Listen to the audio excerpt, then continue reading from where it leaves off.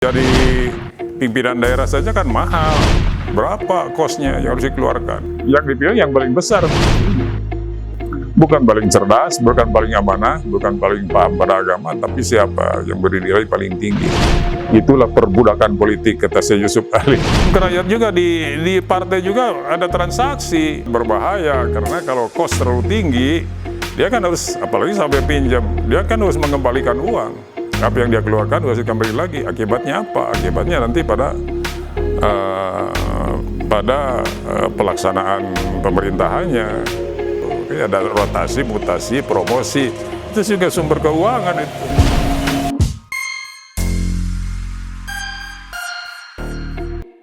Politik itu sebetulnya mulia.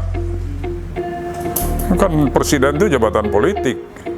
Bupati jabatan politik. Jadi seorang berebut orang untuk menjadi pejabat politik karena memang kedudukan politik itu mulia. Karena bonum publicum untuk mensejahterakan rakyat. Ya, sebagai alat untuk kesejahteraan rakyat. Sekarang mungkin karena orangnya melaksananya tidak sesuai dengan pakem politik itu sendiri, akhirnya jadi seperti beginilah gitu. Politik itu disangka kotor, jahat, banyak bohong dan sebagainya. Itu bukan politiknya, orangnya gitu. Karena politik mulia. Karena semua itu semua kehidupan kita itu tidak lepas dari politik. Dan semua juga berpolitik. Bukan hanya di dewan saja, birokrat juga berpolitik. Karena dia membuat rancangan perda misalnya kan, mulai dari musrenbang. Musrenbang itu pekerjaan politik. Musrenbang di kelurahan, di kecamatan, kemudian di Bapeda, sampai dibawa ke dewan. Itu kan proses politik, pembuatan legislasi, pembuatan perda kalau di itu. Itu kan perbuatan politik. Semua itu politik gitu. Nah, cirinya bahwa politik itu mulia karena seorang pimpinan daerah itu membawai segala profesi. Kedokteran kan diatur oleh politik. Pembangunan masjid biayanya dari perda, APBD, politik, keputusan politik. Jadi sebetulnya diatur oleh politik gitu. Ya banyak yang tidak senang itu karena perilaku itu pelaku-pelaku politiknya. Dan memang sistemnya sudah begini. Untuk menjadi pimpinan daerah saja kan mahal. Berapa kosnya yang harus dikeluarkan? Karena masyarakatnya juga belum paham politik, sehingga seorang sarjana muslim ya, penafsir Al-Quran, Syekh Yusuf Ali mengatakan bahwa ada sekarang ini yang disebut perbudakan politik. Apa artinya? Artinya gini, untuk menuju kepada singgasana politik, orang itu harus menghalalkan segala cara.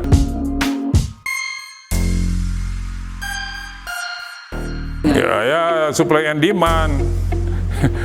Supply and demand. Politikusnya juga memang perlu suara, kemudian rakyat juga karena miskin dan tidak mengerti kemiskinan, ya, kebodohan dan ekstrim poverty, ya, kemiskinan dan kebodohan gitu.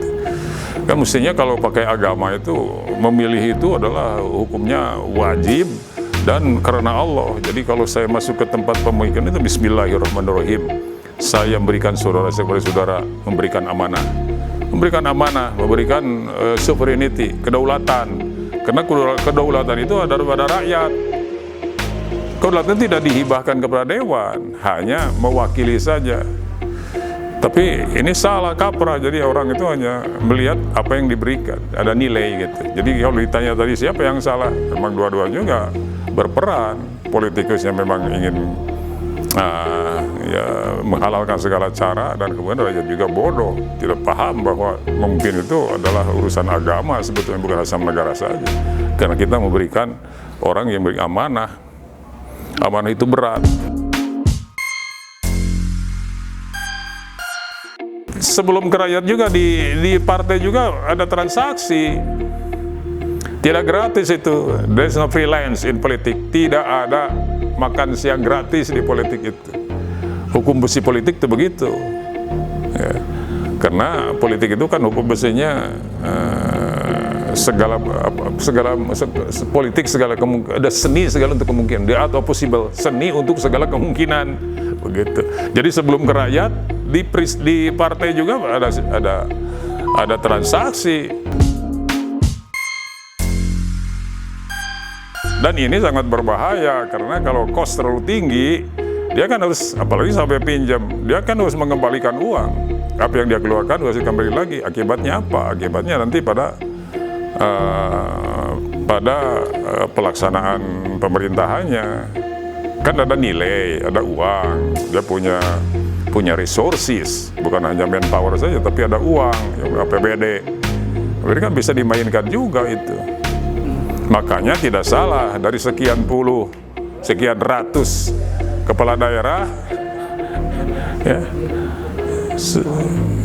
banyak yang tidak selamat akhirnya urusan dengan KPK. Bukan hanya wali kota, sampai kepada bupati, sampai ke sebatasnya lagi.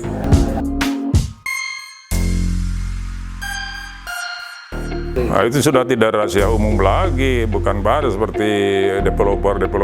Memang dekat dengan politik, karena nanti apa? Dia juga punya nilai. Nanti dia akan mendapat sesuatu, mendukung si A, saya jadi wali kota, didukung oleh beberapa developer misalnya. Kan saya juga harus berpikir, nanti ada keberpihakan ya dalam mendistribusikan nilai itu. Siapa membantu siapa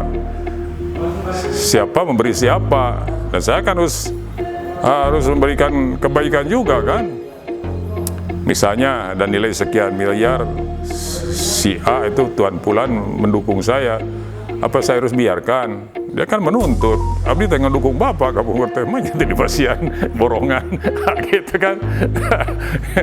Ya tambah lagi, tahu kan tuh, seberapa persen mereka saya, tuh, gitu kan akhirnya, terus aja begitu. Ini pengalaman gitu, kamu begitu, tidak akan selesai terus, dan ini bahaya. Ya. Belum lagi dari birokrat yang cari muka, ingin naik pangkat di jabatan basah, dia kan mengambil nilai juga dari situ. Datang kepada kita sebagai wali kota, Pak Sarip, ini ada uang dari mana? TSTGR, TCCT Gigir. Ada berapa? Ya, kalau hanya di 10 juta, 20 juta kita bisa tahu haram. Ya, tapi kalau sudah 50 juta, wah subhat. Tapi kalau 100 juta, 100 juta mah kiai juga bisa berpendapat, bisa diterima, bisa tidak. Gitu kan? Gitu. Selesai di situ, masih tolak, haram, nggak mau, subhat. Kenapa Pak? Kan saya disumpah. Bagaimana sumpahnya? Saya disumpah, demi Allah saya bersumpah bahwa saya tidak akan menerima apapun dari siapapun yang patut diduga pemberian itu adalah hubungannya dengan jabatan saya. Oh Bapak disumpah? Iya disumpah. Kalau ibu disumpah enggak? Tidak, istri saya mah, wah ke ibu aja. Gitu. Gitu kan. Akhirnya kalau istri saya soleh, mungkin akan bertanya, Pak ini dia ngasih duit, ini kepala dinas diterima enggak? Wah jangan itu. Kalau sama-sama soleh dan soleha, kalau enggak kan, wah alhamdulillah ada milik sereret, bisa beli emas segede pelok beca. Diterima, akhirnya kan sama-sama berjamaah suami istri. Ada kan suami istri di penjara, nah, akibat begitu.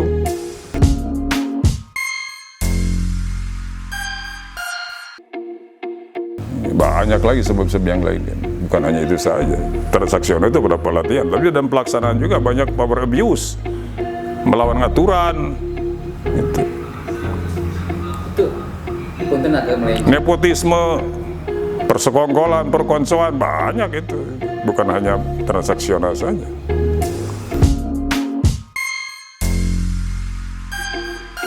Kan saya tahu, saya ngalami sendiri. Saya ingin di jabatan yang basah, maka saya harus pendekatan kepada orang decisif, orang yang membuat decision gitu.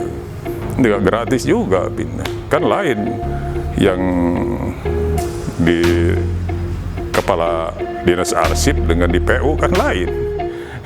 Coba lihat yang di Banjar sekarang kan, yang di Ubak-Ubak itu PUTR ya. Nah itu, karena banyak situ nilainya. Kalau di jabatan-jabatan yang kering, walaupun ada niat, tidak ada uangnya. Apalagi kalau tidak ada niat, kesempatan tidak ada, selesai. Tapi kalau ada niat, uang tidak ada, apa yang dicuri?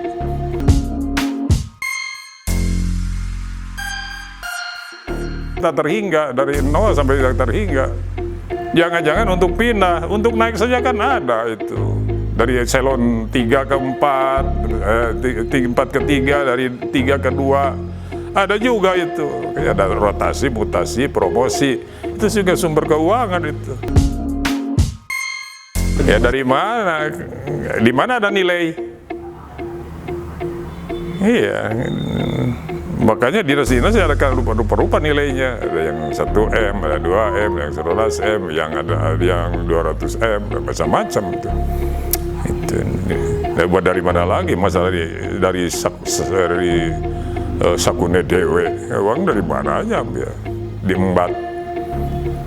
Ada orang uang lewat diambil. Mungkin begitu, katanya. Saya nggak tahu. Di zaman saya, alhamdulillah orang naik. Saya pernah mempromosikan 22 eselon dari 3 ke. Bisa dicek, saya nggak pernah. Dulu katanya di teman-teman kalau kumpul katanya kalau mau eselon 3 ke 2 itu sampai 100 juta dulu. Coba kalau saya menaikkan 22 eselon 2, berarti saya punya 2,2 M untuk pensiun. Lumayan kan di deposito kan. Enggak, tanya aja siapa yang pernah naik begitu. Jabatan apapun, jadi masuk jadi PNS aja nggak suruh di UIT, masa gitu. Apalagi puncak, kan sekda itu puncak karir, paling jabatan karir yang paling tinggi di daerah itu sekda. Kalau wali kota kan jabatan politis dipilih. Kalau di birokrat itu sekda paling tinggi. Oh dia naik dari sejak, coba tidak akan berhenti itu keluar uang sejak masuk PNS, duit kan dulu katanya gitu.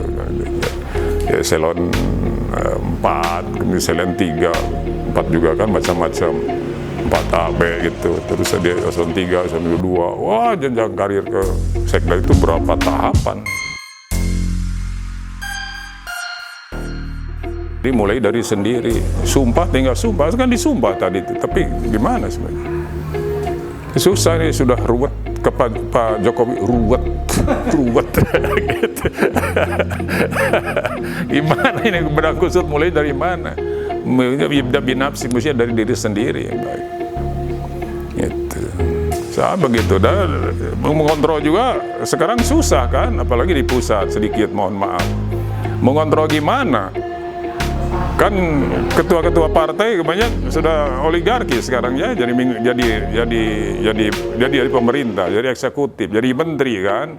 Jadi kalau ada dewan yang kritik sedikit ditelepon oleh ketua partainya, diam lo atau gua reko, kan diam. Semua sudah diam sekarang, nggak ada yang kontrol. Satu-satunya alat untuk mengkontrol, tapi siapa yang kontrol? Nggak ada yang kontrol kan kalau begitu. Nah, ini susah kalau begini. Dan semua kekuatan politik ditarik ke istana kan sekarang. Makanya ada, saya bukan masalah setuju tidak setuju kami, mungkin ada elemen-elemen seperti kami itu begitu. Dan siap untuk dikritik. Dan agama Islam itu yang saya tahu harus siap untuk dikritik. Itu kalau tidak salah ya, dalam sejarah Abu Bakar As-Siddiq waktu dilantik itu pidato. Qadwalitu alaikum, aku sudah dipilih untuk jadi kamu. Walastu bikhairikum, sedangkan aku bukan orang paling baik di antara kamu. Fa'in ahsantu, kalau aku baik, fa'inuni dukung. Kalau ahsantu, kalau aku salah, jelek, fa'inuni, faqawimuni, betulkan. Itu kan mau dikritik, itu sudah siap. Kalau betul, dukung. Kalau salah, kritik. Kayak gitu. Sekarang enggak kan.